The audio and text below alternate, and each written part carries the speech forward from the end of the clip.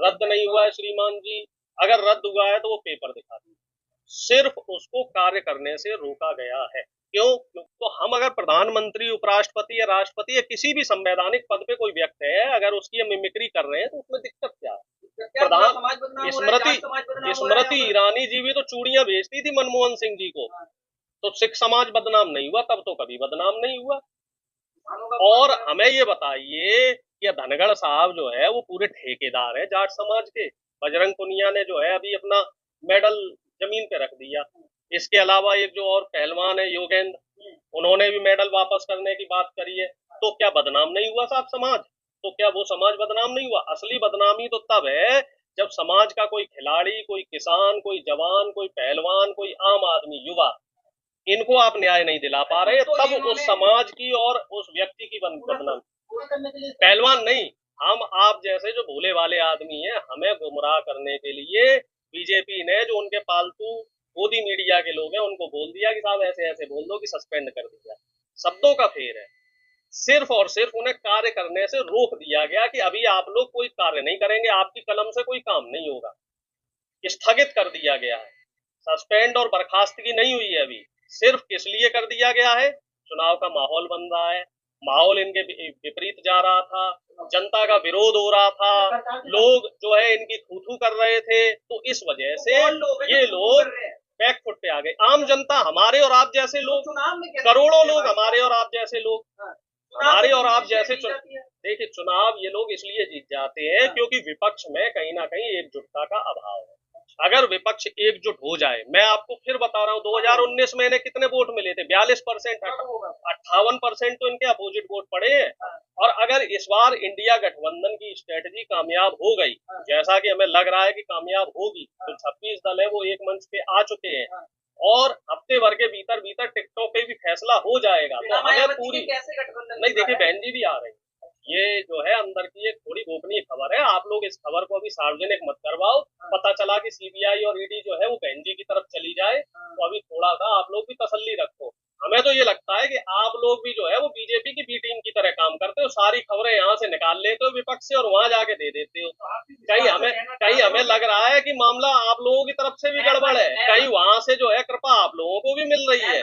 क्षेत्रीय पार्टियों की बहुत सारी मजबूरियां होती हैं, शासन काल के दौरान जो है कई कलमें चली होती हैं, तो उन कलमों में कुछ काला पीला निकाल के बीजेपी जो है वो कहते हैं ना, वो राक्षस की जान तोते में और तोते को पिंजरे में, तो पिंजरे में कैद करने की कोशिश करता है। कई क्षेत्रीय दलों के साथ बीजेपी ऐसा कर चुकी है, लेकिन उसमें से कुछ क्षेत्रीय दल झुक गए, कुछ नहीं झुके। जैसे आप बिहार में देख लो, आरजेडी जो मुखिया है लालू जी, वो नहीं झुके।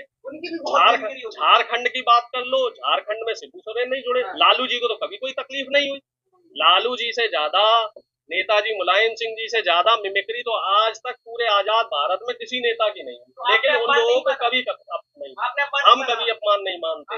हम तो ये कह रहे हैं कि हम तो यदुवंशी हैं और हमारा तो बहुत बड़ा इतिहास रहा है। अरे हमारे तो जो आराध्य देव है भगवान श्री कृष्ण, उनके लिए बीजेपी के लोगों ने पता नहीं क्या क्या बोला, लेकिन हमने कभी इस चीज का बुरा नहीं माना। क्यों नहीं माना? देखिए, ये लोकतंत्र की एक परंपरा है, जहाँ आपके लिए कुछ लोग पॉजिटिव होंगे तो कुछ लोग आपके लिए नेगेटिव भी होंगे, और बोलने की आजादी एक आजाद देश में हर व्यक्ति को होनी चाहिए।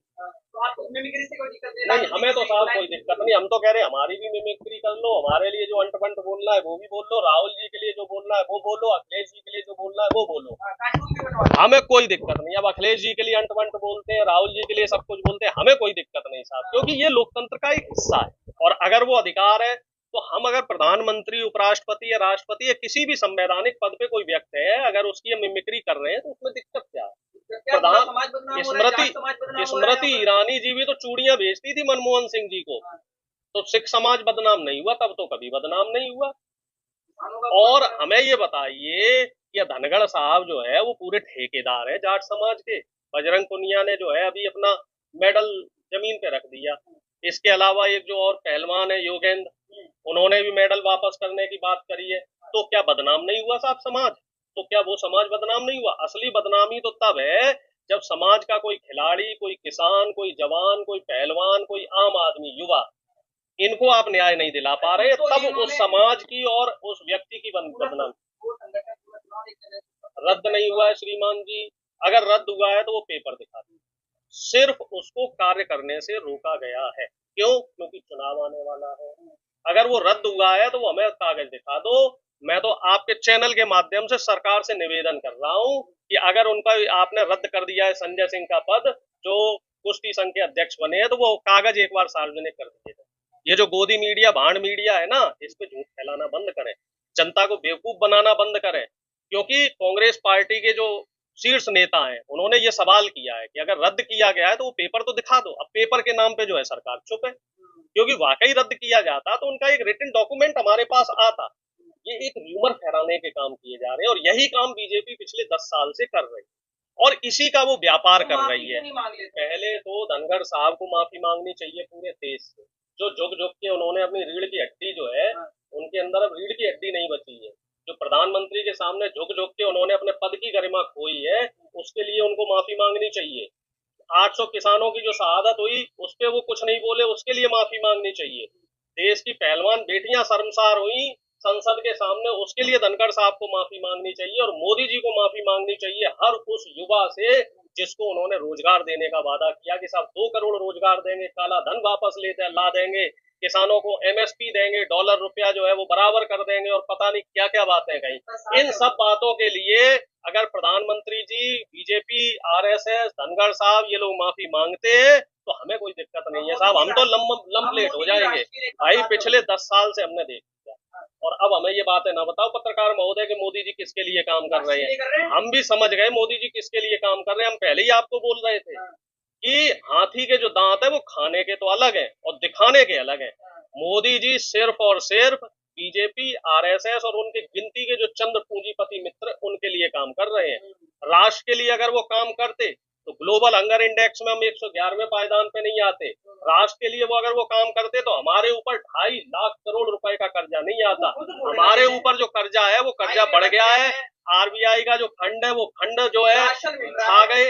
नहीं, राशन तो पहले भी मिल रहा था। आप ये बताइए नौकरियां कितनी मिल गई? आप बताओ ना, नौकरियां कितनी मिल गई? 1 करोड़, 1 करोड़ तो वरुण गांधी बोल रहे हैं। कल का वीडियो उनका वायरल है कि 1 करोड़ सरकारी पद खाली है, मोदी जी नौकरी नहीं दे रहे हैं। इसलिए नहीं दे रहे क्योंकि चुनाव के समय उन्हें राशन बांटना है। भाई किसानों को एमएसपी दी? नहीं दी। और जो जितने भी जो है सरकारी पद है उनको भरा गया? नहीं भरा गया। घुमा फिरा के जो मुफ्त की रेवड़ी वाला जो कल्चर है, वो बीजेपी उसी कल्चर के सहारे दोबारा चुनाव जीतना चाहते हैं। नहीं, वरुण गांधी वाली बात क्या बोली आपने? वरुण गांधी, आप अपनी जानकारी दुरुस्त कर लीजिए। हमें लग रहा है कि आपके पास भी व्हाट्सएप यूनिवर्सिटी से मसाला आता है। वरुण गांधी बीजेपी के सांसद है, चुने हुए सांसद है, और पहली बार के नहीं, दूसरी बार के चुने हुए सांसद है। नहीं, सोच से नहीं होता है। देखिए, अगर कोई सांसद सही बात कह रहा है तो उसकी बात को मानना और समझना चाहिए। ऐसे तो गडकरी साहब भी कई बार ऐसी बातें बोल चुके हैं, राजनाथ सिंह जी भी कई बार नेहरू जी की तारीफ कर चुके हैं, और वाजपेयी जी जब तक जीवित रहे तब तक वो लोकतंत्र में भरोसा मानते रहे। वो तो कहते रहे कि भाई सरकारें तो आती जाती रहती हैं, लोकतंत्र रहना चाहिए, देश रहना चाहिए। लेकिन उन्हीं की आइडियोलॉजी पे बनी ये बीजेपी उस आइडियोलॉजी को पूरी तरीके से भूल चुकी है, लोकतंत्र को पूरी तरीके से खत्म करने में लगी हुई है, प्रजातंत्र को पूरी तरीके से शर्मसार करने में लगी हुई है। और ये हमारे लिए और हमारे साथ आपके लिए भी दुख की बात है।